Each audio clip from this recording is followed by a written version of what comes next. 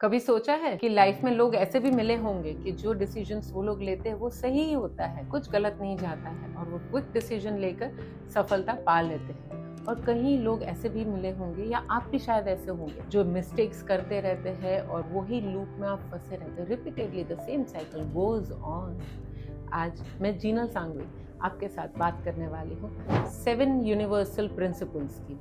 ये कोई principal miracles नहीं है, ये आपके साइकोलॉजी, आपके ह्यूमन बिहेवियर पर काम करता है। सबसे पहले मैं जो बात करने वाली हूँ वो है first principle, Pareto principle. It says that 80% of the success you get from the 20% of the effort. 20% मेहनत करते हो आप और वो भी सही डायरेक्शन में, तो आपको 80% रिजल्ट मिल ही जाता है।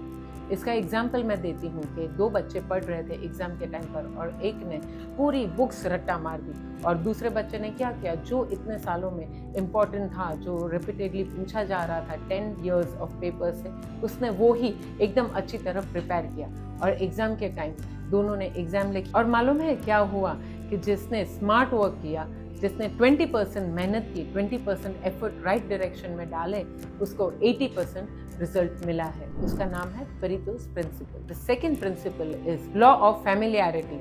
जो चीज अपने सामने रिपीटेडली आती जाती है उसके ऊपर हमारा ट्रस्ट बढ़ता जाता है। एक ऐड आप पहली बार देखकर नजरअंदाज कर सकते हैं, दूसरी बार भी आप उसको अवॉइड कर सकते हो, पर 10वीं बार आप उसको देखोगे और उसको याद रखोगे और जब भी वो आपके सामने आएगी आपको याद रहेगा कि ये तो वही ऐड है। वैसे ही जो चीज़ हमें ज़्यादातर दिखती रहती है, बार बार दिखती रहती है, उसके ऊपर हमारा ट्रस्ट बढ़ता ही रहता है। इसको बोलते हैं law of familiarity. Third law, Murphy's law, ये कहता है eventually what you think will go wrong. ये इसका मतलब ये नहीं कि आप नेगेटिव सोचो कि यार ये नहीं हुआ तो ये ऐसा हुआ, तो ये डरने की बात नहीं है। ये कहता है आप प्रिपेयर्ड रहो, आपके एक्शंस उस हिसाब से होने चाहिए। सोचिए आपका एक प्रेजेंटेशन है और आपके प्रेजेंटेशन के लिए पूरी तैयारी करके गए हो, आपका पीपीटी बन गया है, आप वहाँ पे बोर्ड रूम में चले गए, पर क्या आपने ये देखा कि वहाँ पर प्रोजेक्टर चल रहा है कि नहीं, पेन्स बराबर है कि नहीं, लाइट्स है कि नहीं, ये कुछ आपने चेक नहीं किया और आप अपना प्रेजेंटेशन लेकर वहाँ पे पहुँच गए और मालूम पड़ा कि वहाँ पर कनेक्शन ही नहीं है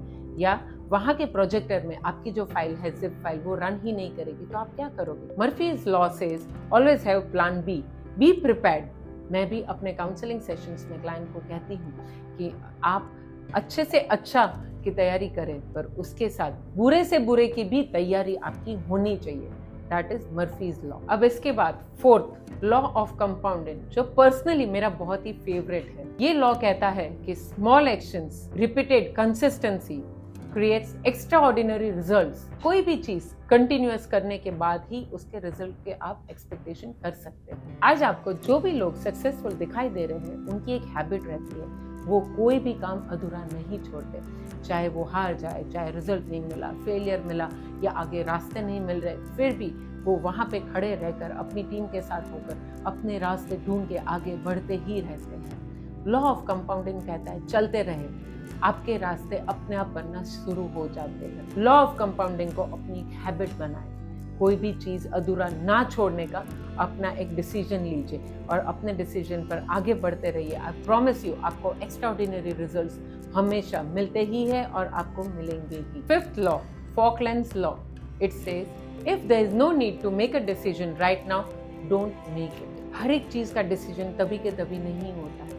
कभी कभी हम लोग एंगर में भी ऐसे डिसीजंस दे देते हैं जो आगे जाकर हम लोग पछताते हैं। मेरी लाइफ का एक बहुत ही बड़ा रूल है कि कभी भी आप गुस्से में हो या कभी भी कोई चीज़ के लिए अभी कभी डिसीजन चाहिए, तो ये ज़रूरी नहीं है। There is only one situation that needs your urgent decision making, और वो है क्या अभी के डिसीजन के ऊपर किसी का जीना या मरना डिपेंड है। और अगर आंसर उसका ना है तो वो डिसीजन को थोड़े दिन के लिए या थोड़े टाइम के लिए या थोड़े पल के लिए भी आप हॉल्ट पे डाल सकते हो सकता है हड़बड़ी में लिया हुआ डिसीजन आपका वो गलत हो सकता है और आपका डिसीजन 99% राइट रहेगा। क्यों?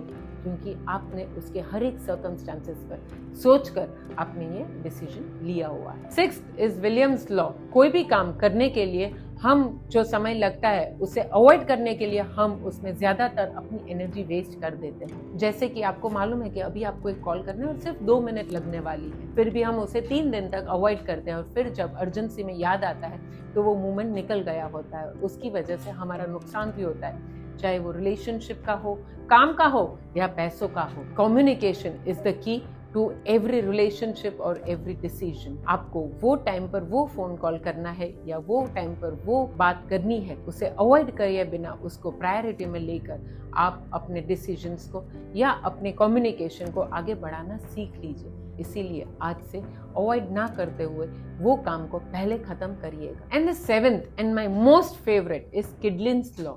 अगर आप अपनी प्रॉब्लम पेपर पर लिख सकते हो तो आपने अपनी आधी प्रॉब्लम सॉल्व कर दी। क्या होता है जब हम किसी के लिए सोचते हैं या कोई प्रॉब्लम आपकी लाइफ में आई हुई है, कॉन्टिन्यूस हम उसके बारे में सोचते रहते हैं तो उसके प्रोज एंड कॉन्स में नेगेटिविटी ज़्यादा ऊपर आ जाती है और वो लूप में चले जाते हैं। ये नहीं हो सकता, ये ऐसा होगा, ऐसा होगा, और हम बहुत ही वाइड एंगल में सब कुछ सोचने लगते हैं। तो शायद जब हम उसको लिखते हैं तो वो पॉइंट वाइज हो जाता है कि उसमें क्या हो सकता है, क्या नहीं हो सकता है, मेरे हाथ में क्या है। लिखने से अपनी आधी प्रॉब्लम सॉल्व हो जाती है। ये सातों के सातों लॉ आपकी लाइफ में अगर आप इम्प्लीमेंट करते हैं, बहुत ही छोटे छोटे लॉज हैं, और आप अपने लाइफ को 100% चेंज होते हुए महसूस करेंगे। और ये आप ज़रूर से अपनी लाइफ में इम्प्लीमेंट करें और मुझे लिख कर भेजें कि आज से आप सबसे पहले कौन सा लॉ ट्राई करने वाले हो और धीरे धीरे कंसिस्टेंटली उसको फॉलो करने वाले हो।